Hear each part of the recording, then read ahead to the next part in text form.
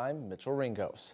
Despite the temperature not feeling like winter, residents were still feeling festive today as they watched an annual Thunder Bay holiday tradition. The 31st Rotary Santa Claus Parade was a huge success as thousands lined the parade route to enjoy the show. Jessica Clement reports. Saturday's weather was perfect for the thousands of spectators who came out to catch a glimpse of Santa Claus and the festive floats. The 31st annual Rotary Santa Claus Parade saw 57 floats, all with unique themes and favorite characters. The parade route, which started at the Superstore, went down Memorial Avenue before ending at the Community Auditorium, was packed with people. Parade Chair Dawn Sebesta says she couldn't be happier with how this year's event turned out. It went wonderful. We couldn't have asked for better weather. It was just perfect. For me, it just makes you want to keep doing this every year. And when you have a day like this and weather like this and just see all the people and how much they're enjoying it, just because they're not sitting there freezing, it just makes it 100% better for sure. The parade ended with attendees seeing Santa and Mrs. Claus, who arrived in a horse-drawn carriage. Like previous years, children had the chance to meet the couple at the community auditorium and tell them what they wanted for Christmas. Sebesta says there's a lot that goes into putting on the parade, and Thunder Bay support showcases the community's excitement for the event and the beginning of the Christmas season. It's a really important tradition, and I would hate to see the parade go by the wayside and not happen anymore. I think it really does kick off the season, and Santa comes here, and then Santa's at Inner City right after that, and it just, for me, it just starts the whole holiday season. Audrey Horn and Brielle Thompson got to take part in the parade this year. They said while they liked their float, they also had some other favorites. The one where Santa and Mrs. Claus were on. The porta potty one. Ed Collins also took part in this year's parade. He was the Grinch for the second year in a row and says he enjoys bringing Christmas cheer each year. I love it. I love watching the kids. I love watching the adults. I love watching the elders as they just the glee in their eyes and their smiles. And that's why I do it.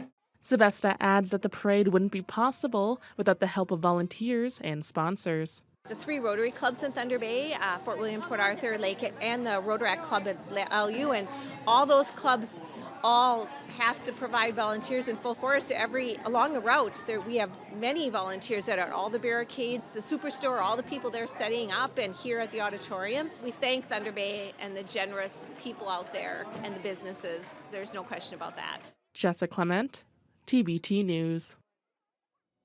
The woman who many think will be Ontario's next Liberal leader made a stop in Thunder Bay yesterday. Bonnie Crombie said she enjoyed her visit in town and is extremely confident going into the leadership vote that she will win, especially with the new voting system. This is the first time we've had every person has one vote and there's a ranked ballot. So, let the party members decide. They have the opportunity to vote. They can rank their choices, and I don't think people want to be told how to vote. Crombie is considered the front runner for the position at the moment. She's up against Nate Erskine-Smith and Yasnir Nakvi, who have formed an alliance, along with Ted Hsu. As for the 5th candidate, Adil Shamji, he has dropped out. Crombie says if elected, she will make life easier and more affordable for every person in Ontario, strengthen the universal single-payer healthcare system, build housing and infrastructure, take urgent action on climate change, protect the Greenbelt, revitalize riding associations, and modernize party fundraising. And with voting just around the corner, Crombie says she has every confidence she would beat Doug Ford in 2026 with the leadership experience needed for the job. I've been the mayor for now almost a decade with increasing popularity. So I have governing experience, leadership experience. I have name brand recognition right across this province. So I think I am a name that people trust, certainly in Mississauga and beyond. So I look forward to engaging with people in every community. Over 103,000 Liberal members will cast their ballots on November 25th and 26th. The party's new leader will be announced the following weekend in Toronto. The LGBT Purge in the Canadian Armed Forces, which happened between the 1950s and early 1990s, saw service members interrogated and harassed due to their sexuality, with many seeing a premature end to their military careers. The impacted individuals were also denied their deserved recognition and benefits. This eventually led to a $145 million settlement and an apology from the Prime Minister in 2017. It is with shame and sorrow and deep regret for the things we have done that I stand here today and say, we were wrong, we apologize, I am sorry, we are sorry. But despite that apology and settlement, the victims of the LGBT Purge are still feeling the impacts. Thunder Bay's Brian Prairie is the president for the Métis Nation Ontario Veterans Council, and he says more needs to be done for the impacted individuals. As of now, military veterans who were wronged can take steps to get an honorable discharge, but Prairie says a lot of the people impacted want nothing to do with this service at all. Even so, he says times have changed and hopes those veterans affected reach out as they deserve to be honored. We definitely are pushing with Veterans Affairs and other organizations to have this brought forward, and it's our position that we want to see every veteran that was affected by the purge given their honorary discharge and have this whole subject being put away forever. Prairie says anyone who was impacted and wants an honorary discharge can reach out directly to him, to Veteran Affairs Canada or the Rainbow Veterans of Canada. Nipissing Lakers women's hockey player Mallory Domenico is turning her pain into an opportunity for others. Domenico faced a difficult span of 4 years from 2017 to 2021 when 6 of her friends lost their lives. Eric Tashner has more.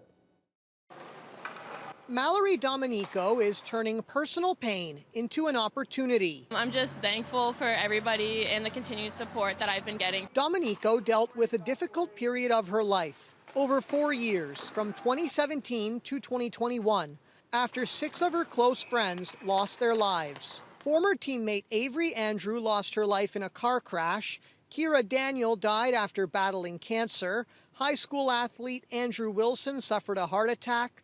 13-year-old Noah Dugas passed away from a stroke. And basketball player Camilla LaBelle collapsed and died while jogging. Domenico also remembers Alexa Corneal, her former hockey captain. She was from New Liskeard, but she was actually my captain here in North Bay with the Midget AA team. She passed away due to a heart arrhythmia. While it was hard for her to accept, Domenico doesn't want to forget the fond memories she made with each one of them. So I just threw out the idea that I wanted to create an initiative. In their honor, she started the Young Leader Legacy Initiative, partnering with Wolves Den Gas Bar. For every point she gets this season, $100 will be donated to Kids Sport North Bay. The name basically just came that they're all young leaders within their communities, and I just wanted to make sure that I was still able to have their names be known. The hockey community is very connected, and the stretch that Mallory went through, she's handled it like a trooper, and she just keeps playing for them. Kids Sport covers the cost of enrollment for children who are less fortunate to play the sports they love. So to date, we've assisted 227 kids with approximately $68,000 in grant funding. Mallory's efforts and what she's doing, those funds are going to be put to good use. In it goes Domenico! Domenico has amassed 5 points in 9 games so far this season, and while she fought through a tough period of loss, it gives her the motivation every time she steps out onto the ice. I'm just so grateful that I have the opportunity to be able to do something like this. Eric Tashner, CTV News, North Bay. Prospective post-secondary students had the chance to learn about everything Confederation College has to offer today as it hosted its first ever Saturday open house. The event provided the opportunity for visitors to tour through different learning environments to get a first-hand look at the student experience.